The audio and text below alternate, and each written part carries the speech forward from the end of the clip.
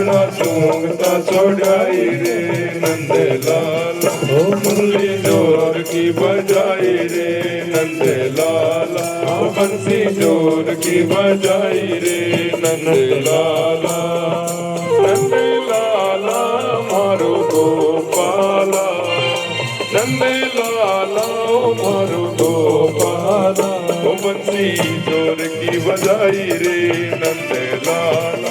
मुरली जोर की बजाई रे नंद लाला।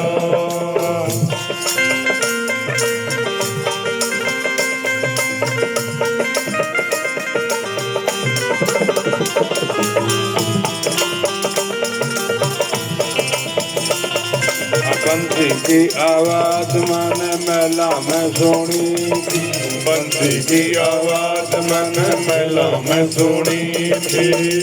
तो रो तो छोड़ाई रे नंद लाला, तो रो तो छोड़ाई रे नंद लाला, ओ बंसी जोर की बजाई रे नंद लाला, मुरली जोर की बजाई रे। अब इस प्रकार की ऐसी बंसी बजाई कि सारे अस्त व्यस्त हो गया। गोपियों को मन में हुआ कि मेरे को हमारे को पुकार रहे हैं भगवान।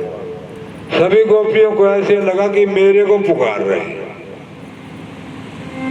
और सारे के सारे जैसे कि दो काम कर रही थी दौड़ पड़ी, सब काम छोड़ दिया। इधर ऐसी सुंदर बंसी सुन करके परमादि ने भी वेद पढ़ने छोड़ दी, और भोले बाबा का भी ध्यान टिक गया, और जिन भक्तों का ध्यान नहीं लग रहा था गुरु में, उनका ध्यान गुरु में लग गया। गुरु चरणों में लग गया मेरा ध्यान, बंसुरी की धुन सुन के, गुरु चरणों में लग गया मेरा ध्यान, बंसुरी की धुन सुन के, गुरु चरणों में लग गया मेरा ध्यान, बंसुरी की धुन सुन के, चरणों में लग गया मेरा ध्यान, बंसुरी की धुन सुन के।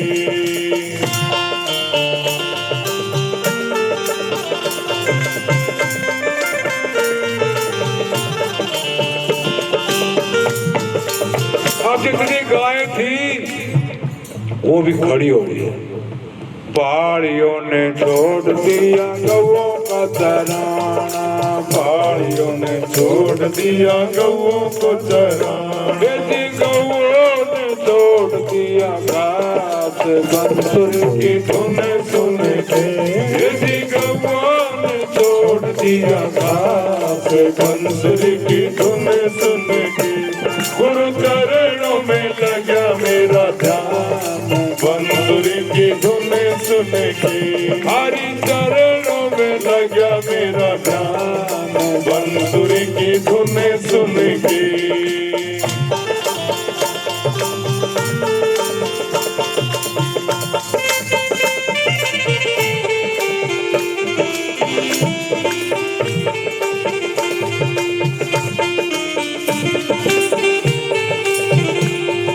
राजा ने छोड़ दिया राज सिंहासन, राजा ने छोड़ दिया राज सिंहासन, यदि रानी ने छोड़ा रणवास, बंसुरी की धुन सुन के,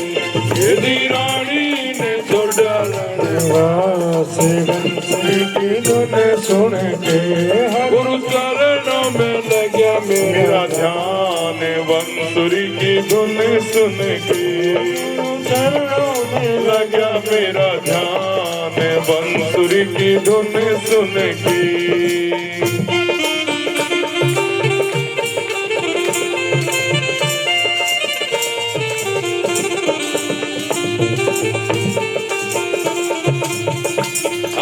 चंद्रमा ने छोड़ दिया तारा मंडल, चंद्रमा ने छोड़ दिया तारा मंडल, गगन में छिप गए भान, बंसुरी की धुन सुन के जी गगन में छिप गया भान बंसुरी की धुन सुन के गुरु चरणों में लगा मेरा ध्यान बंसुरी की धुन सुन के हरि चरणों में लगा मेरा ध्यान बंसुरी की धुन सुन के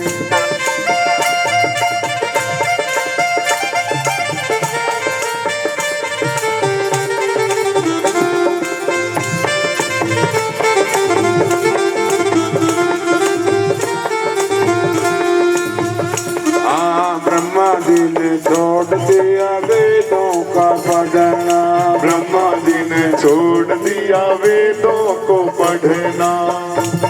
जी भोले का डिग गया ध्यान बंसुरी की धुन सुन के जी भोले का डिग गया ध्यान बंसुरी की धुन सुन के गुरु चरणों में लगा मेरा ध्यान बंसुरी की धुन सुन के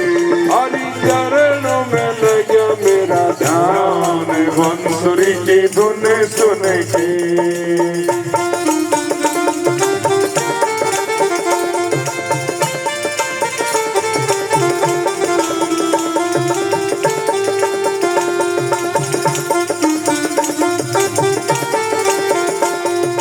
भगतों ने छोड़ दिया सत्संग करना भगतों ने छोड़ दिया सत्संग करना मीरा ने छोड़ा घर बार बंसुरी की धुन सुन के मीरा ने छोड़ा रजधार बंसुरी की धुन सुन के गुरु चरणों में लगा मेरा ध्यान बंसुरी की धुन सुन के हरि चरणों में लगा मेरा ध्यान मुरली की धुन सुन के ऐसी बंसी बजाई कि सब के सब जो भी जहाँ खड़ा वहीं का खड़ा रह गया सारी की सारी गोपियां आकर के कदम के पेड़ पर भगवान बैठे वहां पर आके खड़ी हो गई रात्रि का समय था भगवान ने कहा रे गोपियों तुम यहाँ क्यों आ गई रात्रि के समय अब ये बात कही तो सारी गोपियों का एकदम चेहरा उतर गया मन में विचार किया पहले तो बुला लिया अरीब कह रही क्यों आ गई अच्छा आपने कोई पहले बुला ले फिर नु कहे क्यों कराया तो उसका तो पानी से मर जाएगा वो तो मन में सोचती है तो अच्छा आदमी आए पहले बुला लिया रीब का क्यों आया वही हाल गोपियों का हो गया पहले बुला लिया आपने कहा क्यों आए हाँ भगवान कहने लगे तुम्हारे को ऐसे नहीं आना चाहिए था अपने पतियों को छोड़ करके तुम आई हो तो ठीक नहीं है ये मैं तुम्हारे को एक कथा सुना रहा हूँ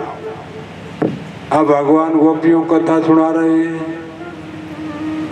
कहने लगे एक बार एक पतिव्रता नारी थी और उनका एक बच्चा भी था घुटने घुटने चलता था और उनका पति देव बाहर जाए हुए थे शाम का समय था वो आए